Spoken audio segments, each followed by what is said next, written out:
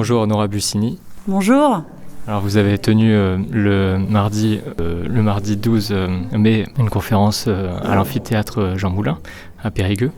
Je suis venu peut-être un petit peu tard parce que je m'attendais qu'il y ait eu de la contestation devant. Finalement, il n'y avait personne pour contester parce que ce sujet, quand ça a été évoqué, ça a fait des commentaires. Mais pourquoi ça ?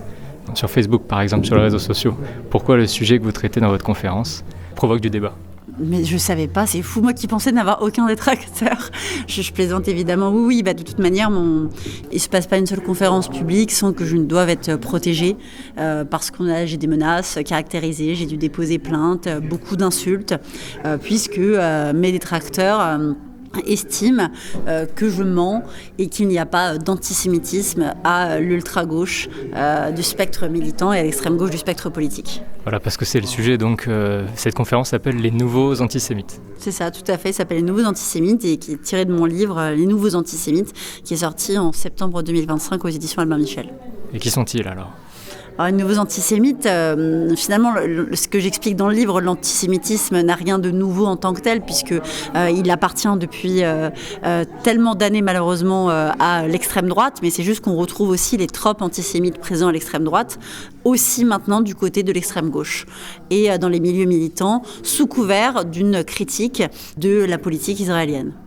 Et pour écrire ce livre, alors vous êtes inspiré sur des années de travail de fond, ou est-ce que vous êtes immiscé, mis en immersion? Oui, tout à fait. Je pratique un journalisme dit undercover, c'est-à-dire que je vais me fabriquer une fausse identité et crédible pour après m'immerger au sein de collectifs, au sein de mouvements militants, participer à des manifestations, des groupes de parole, sans dire volontairement que je suis journaliste, afin de raconter ce que j'observe et notamment, surtout, pour pouvoir me rapprocher d'organisations liées au terrorisme et au régime de la République islamique d'Iran. Alors, où est-ce que vous êtes allé, par exemple, et qui vous avez rencontré ? Dites-nous un peu des exemples des... Alors j'ai fait plusieurs régions de France, j'ai aussi travaillé sur des campus universitaires en France, à Bruxelles, l'Université libre de Bruxelles, et je me suis rendue sur le campus de Columbia aux États-Unis pour pouvoir interviewer des étudiants et des professeurs, puisque c'est là qu'étaient partis les mouvements de contestation dans les universités qui ont résonné à travers le monde. Et donc j'ai ensuite participé à des manifestations, des groupes de parole dans des salles municipales, je les liste dans mon livre parce qu'il y a plusieurs salles municipales et plusieurs municipalités qui acceptaient de donner des accès privilégiés à des organisations qui étaient liées au terrorisme. Et donc, je me suis notamment rapprochée d'une organisation liée au terrorisme qui s'appelle Samidoun. Samidoun qui est classée terroriste dans de nombreux pays et qui est connectée au régime de la République islamique d'Iran. Quelles sont les organisations ? Parce que dans la République islamique d'Iran, du coup, ce serait les gardiens de la Révolution, c'est bien ça ? Alors, les gardiens de la Révolution sont classés organisations terroristes depuis quelques mois, mais en l'occurrence, Samidoun était directement connecté effectivement au régime en tant que tel. D'ailleurs, la porte-parole de Samidoun, Charlotte Cates, a reçu des mains du régime, au cœur du régime, le prix des droits de l'homme en 2024. Et Samidoun est la façade du Front populaire de libération de la Palestine, organisation marxiste classée terroriste par l'Union européenne. Organisation terroriste parce que du coup il y a eu des attaques terroristes par exemple ? Tout à fait, rien que le 7 octobre, le Front populaire de libération de la Palestine a participé aux attaques terroristes du 7 octobre et surtout le Front populaire de libération de la Palestine, tout comme le Hamas, tout comme pléthore d'autres organisations sont reconnus comme terroristes par l'Union européenne. Oui, et l'Iran du coup finance aussi, bien sûr, par proxy la guerre entre Palestine et Israël, c'est pour ça. L'Iran effectivement soutient, le régime, je ne veux pas essentialiser l'Iran avec le régime iranien soutient l'axe de la résistance. L'axe de la résistance, qu'est-ce que c'est ? C'est un ensemble d'organisations terroristes, Hezbollah, Djihad islamique, Hamas, Houthi, FPLP, qui forment cet axe financièrement soutenu, militairement aussi, par le régime.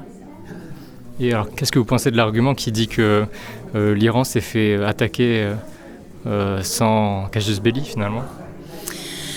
C'est très compliqué. Moi, je ne suis pas journaliste spécialisée de la question internationale et de la géopolitique. Moi, je travaille plutôt sur l'impact en France. Donc, dans le cas du régime iranien, j'ai été, comme énormément de Français, je l'espère, immensément choqués de la manière dont ils ont tué en à peine 48 heures, plus de 40 000 civils iraniens qui contestaient ce régime, qui est un régime liberticide, un régime violent, qui torture sa population.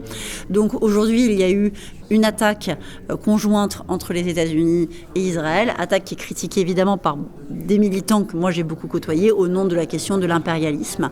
Mais aujourd'hui, c'est un vrai débat. Faut-il intervenir dans des pays comme l'Iran où sa population meurt, sa population est torturée et surtout un régime risque de détenir, un régime aussi dangereux, risque de détenir l'arme nucléaire? C'est une vraie question.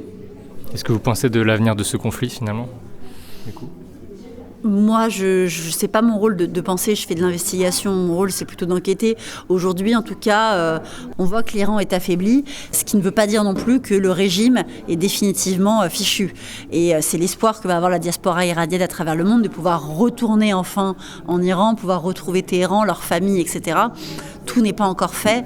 En tout cas, ce qui est certain, c'est que nous, on a beaucoup de travail en France, en Europe, parce qu'on s'est bien rendu compte depuis ces attaques, mais déjà avant, nous travaillions sur le sujet, qu'il y a énormément de proxys du régime iranien qui sont présents sur notre sol et qui agissent par le biais des réseaux sociaux, mais aussi au contact d'élus de la République, en manipulant le récit et surtout en utilisant et en instrumentalisant la cause palestinienne à des fins de soutien du régime de la République islamique et du terrorisme.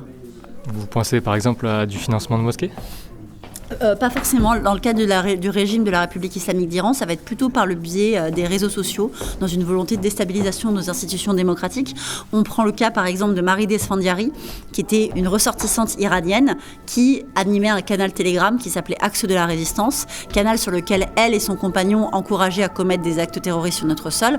Elle était étroitement connectée évidemment à Alain Soral, parce qu'on sait très bien comment l'ultra-gauche et l'ultra-droite peuvent se recouper.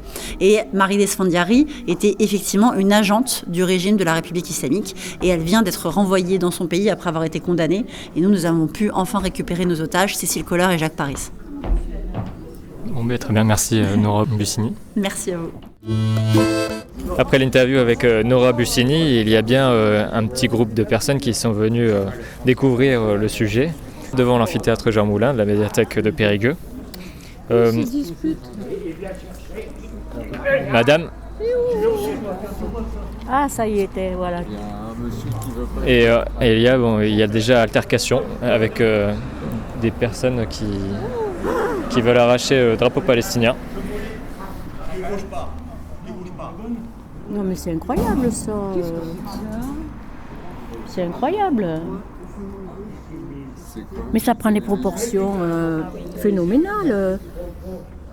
On peut tout à fait être pour la libération de Gaza et l'arrêt de la guerre contre les Palestiniens et contre le Hamas, quoi. Enfin, je sais pas, mais moi je suis contre les deux. Bon, ne parlons pas de cette altercation, hein. Je pense que les personnes s'énervent mais sont en train de discuter, donc finalement ça crée du débat. Mais que pensez-vous alors de Samidoun par exemple? Vous connaissiez cette... Non, je ne connais pas du tout.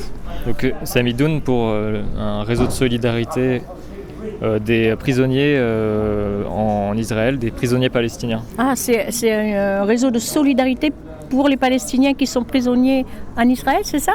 Vous, je me souviendrai de vous. Bah, moi je fais un débat. Donc,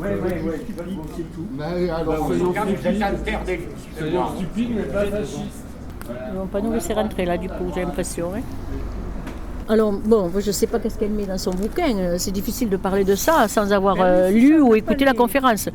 Mais le sous-titre, il me semble que c'est infiltré dans l'ultra-gauche, donc moi je me suis sentie visée puisqu'on est soi-disant ultra-gauche, nous LFI, alors qu'on est juste de gauche.